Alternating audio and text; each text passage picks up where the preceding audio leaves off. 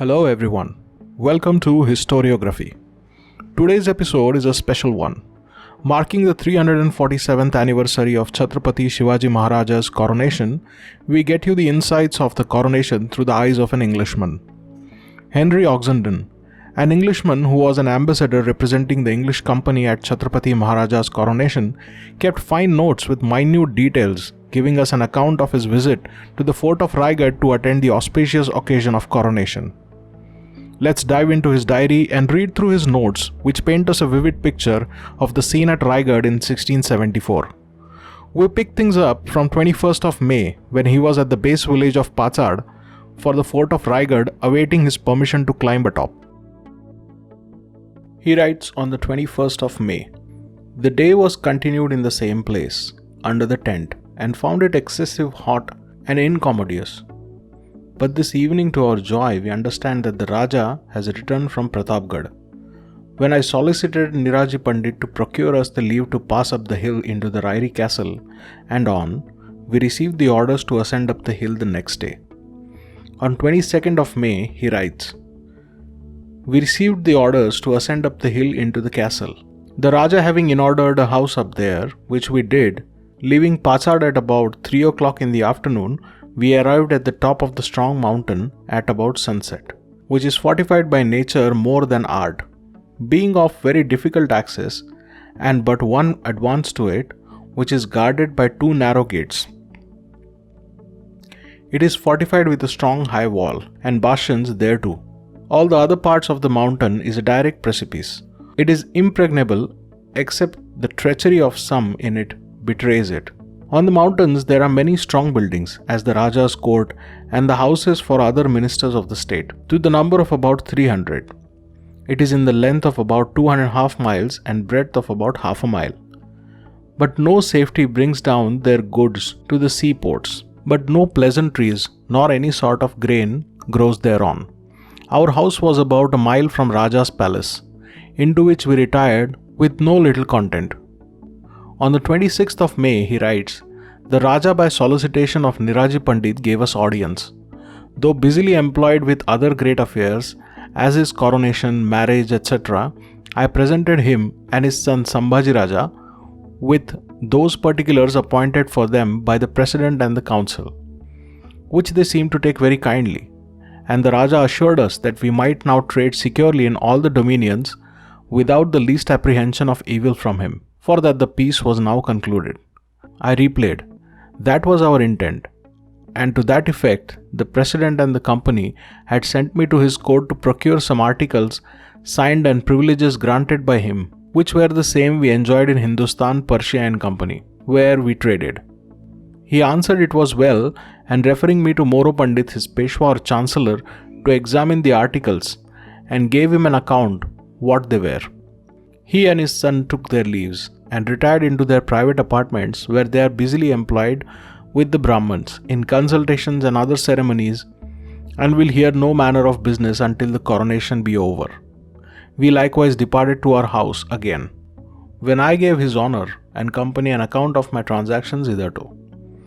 On May the 20th, I went to Niraji Pandit, and took his advice concerning the presenting the rest of the ministers of state, who told me that I might be going in person to Moro Pandit, but to the rest I should send what was for them by Narayan Senai, declaring likewise that if I would have our business speedily effected and without impediment, it was necessary to be at some more charge to present some officers with palmaries, who were not mentioned in our list of presents. To which I assented, considering that the time of year was far spent, and should we be forced to stay the whole rains at Rairi, the Honourable Company's charge would be greater than the additional presents come to, and therefore desired to know who they were, which we must oblige.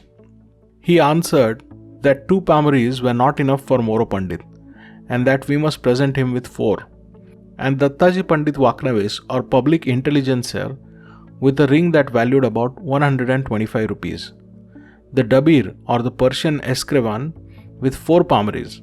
Samji Naik, the keeper of the seal, about 4 palmaries. Abaji Pandit, another 4 palmaries. And then I need not doubt of a speedy conclusion. Otherwise, they would raise objections and scruples on the purpose to impede our negotiations, for every officer in court expected something according to his degree and charge. So we took out Pamris for them and went accompanied with Niraji Pandit, soon to Moro Pandit, with his present, who received it very kindly and promised he would press Raja to confirm the articles and dispeed us, as did all the rest of the ministers, unto whom by Niraji Pandit's advice I sent Narayan Shenai and a servant of my own. On the 29th of May, the Raja, according to the Hindu custom, was weighed in gold and poised about 16,000 pagodas, which money, together with 100,000 more, is to be distributed after his coronation onto the Brahmanis, who in great number are flocked hither from all the adjacent countries.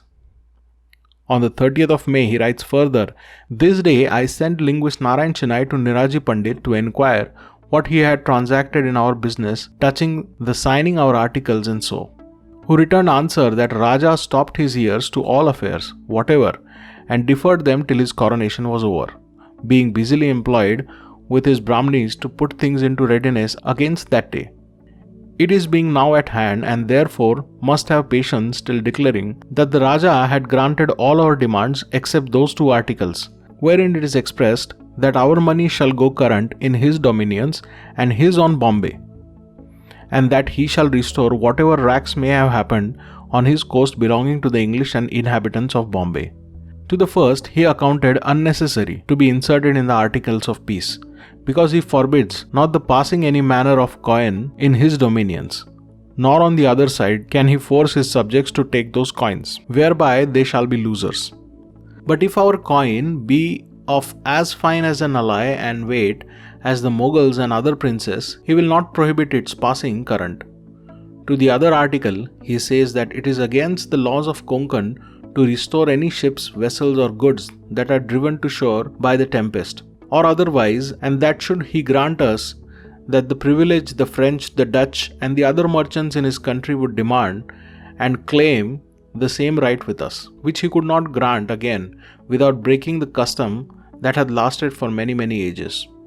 The rest of our desires he most willingly conceded, embracing with much satisfaction on our friendship, promising to himself and the country much happiness by our settlement and trade.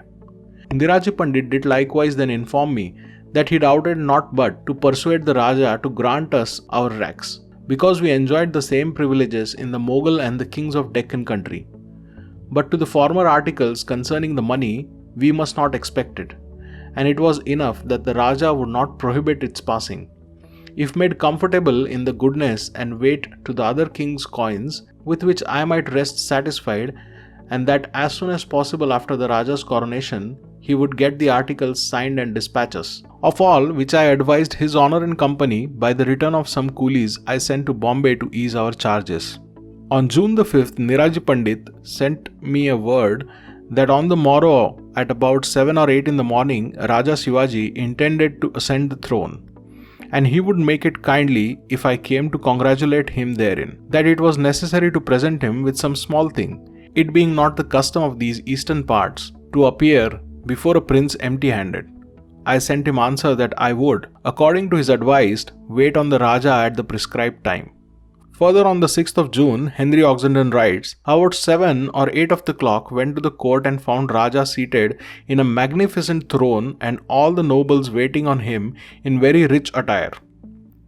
His son Sambhaji Raja, Peshwa Moro Pandit and a Brahmani of great eminence seated on ascent under the throne. The rest, as well officers of the army as others, standing with great respect. I made my obeisance at a distance, and Narayan Shenai held up the diamond ring which was to be presented to him. He presently took notice of us and ordered our coming nearer, even to the foot of the throne, where being vested, we were desired to retire, which we did, but not so soon, but that I took notice on each side of the throne there hung on the heads of gilded lances many emblems of government and dominion. As on the right hand there were 2 great fishes, heads of gold with very large teeth. On the left hand several horses' tails and a pair of gold scales on a very rich lance head poised equally, an emblem of justice. And as we returned at the palace gate, there was standing 2 small elephants on each side, and 2 fair horses with gold bridles and rich furniture, which made us admire which way they brought them up the hill, the passage being so difficult and hazardous. On the 8th of June, Henry Oxinden writes, "The Raja was married to a 4th wife without any state or ceremony, and doth every day distribute his alms to the Brahmanis.